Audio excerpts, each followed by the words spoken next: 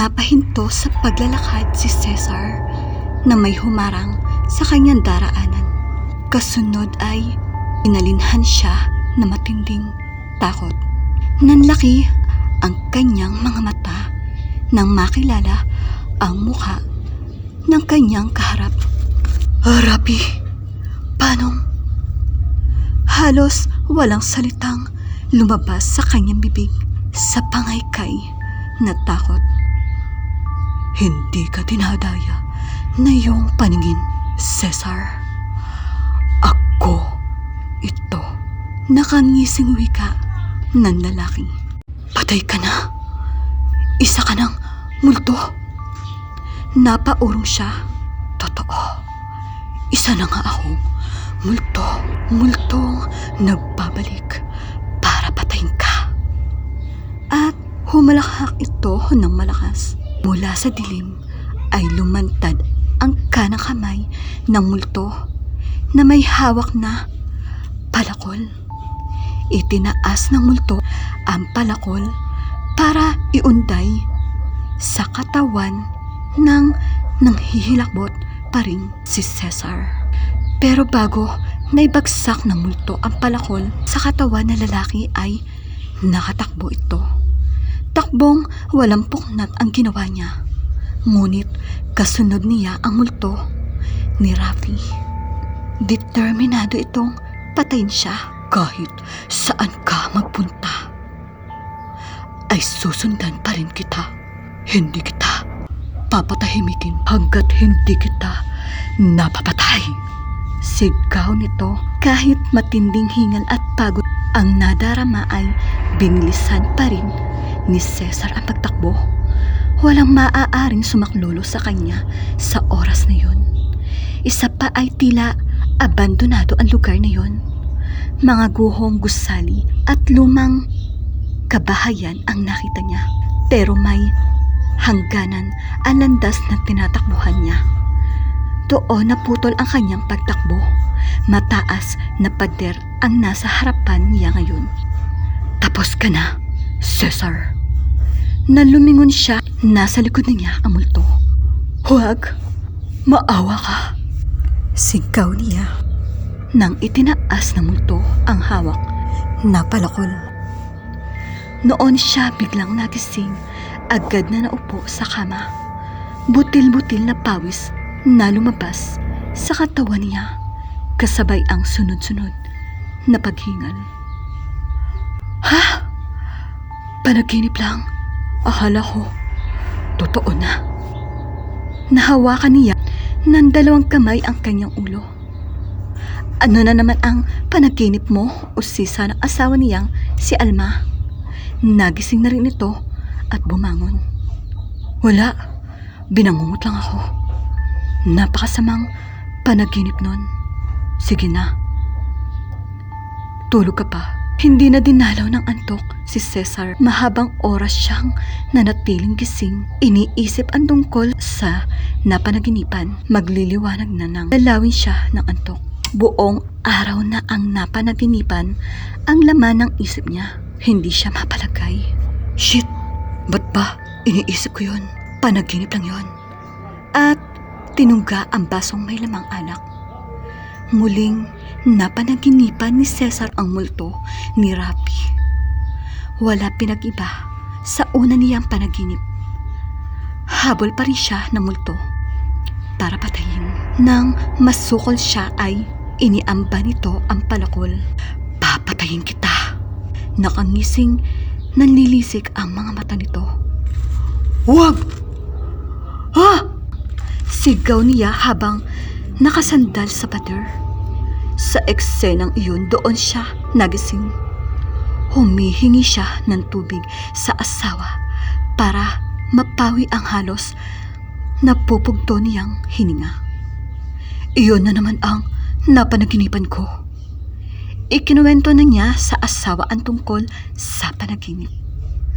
Tiyak na hindi matatahimik si Rapi sa ginawa mong pagsuplong sa kanya sa may kapangyarihan. Paliwanag ni Alma. Si Rapi ang nakita ni Cesar na pumatay sa sa mayaman nilang kapitbahay at nang dalhin sa hukuman. Ang kaso ay tumistigo siya laban dito.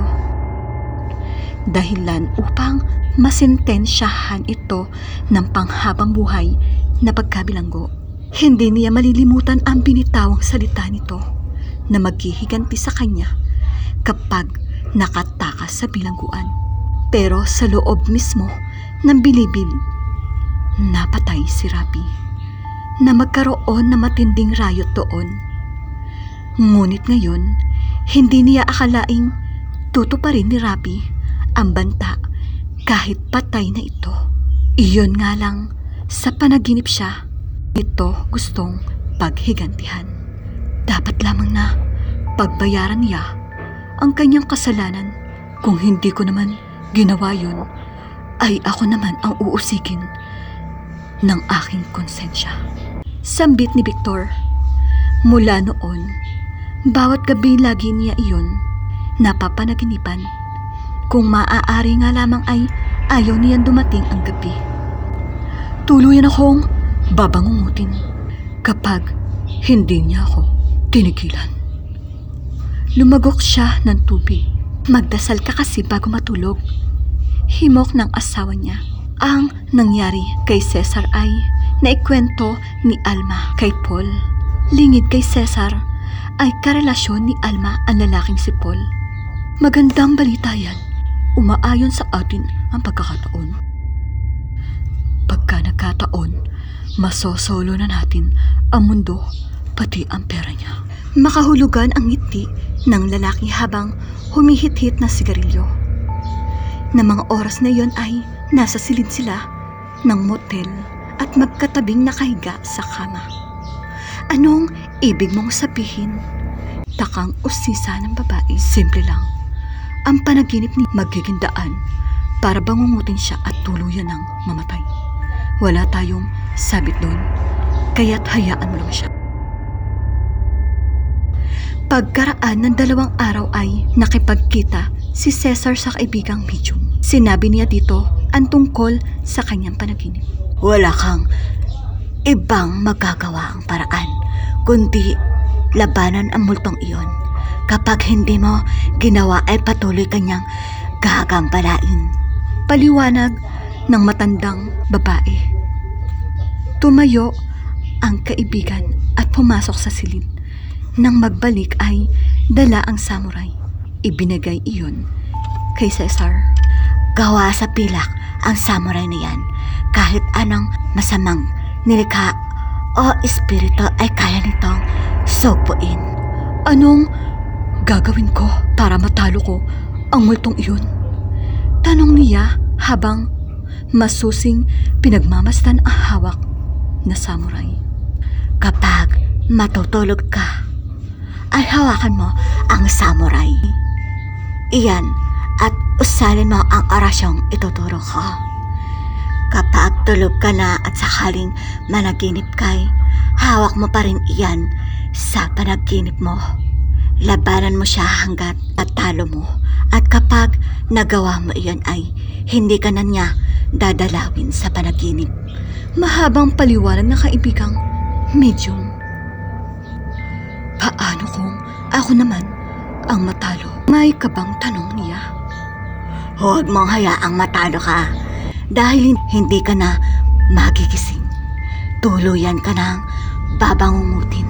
Ang sumunod na gabi, pinaghandaan ni Cesar. Nahiga siyang hawak ang samurai. Matapos banggitin ang orasyon. Ang gagawin niyang ito'y hindi niya nasabi noon sa asawa dahil mahimbing nang natutulog sa tabi niya. Nang makatulog ay nanaginip si Cesar.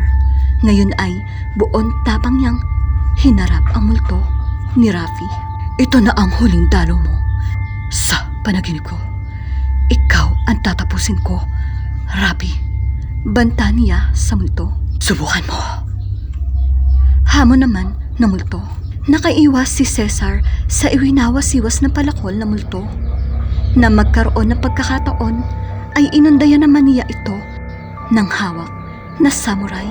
Kahit tumagos sa multo ang samurai ay tuloy pa rin siya sa pagwasiwas nito. Unti-unting nagiging usok na lamang ang multo hanggang sa maglaho ito. Natalo rin kita. Ngayon ay matatahimik na ako. Malakas na sabi ni Cesar. Nagising siyang magaan ang pakiramdam. Nasa kamay pa rin niya ang samurai. Pero nang makita niya, Sandata ay nagimbal siya. May dugo ito. Nang lingunin niya ang asawa, ay tagtad ito ng taga sa katawan. Wala na itong buhay. Hindi! Sigaw niya, sabay bitaw sa samurai. Hindi alam ni Cesar na kung ano ang naging aksyon niya sa panaginip at ganoon din ang ginawa niya sa realidad habang siya ay nananaginip. Kung malalaman lamang ni Cesar ang pagtataksil ng asawa at ang kagustuhan nitong mamatay na siya ay hindi niya pagsisisihan ang hindi sinasadyang pagpatay. Dito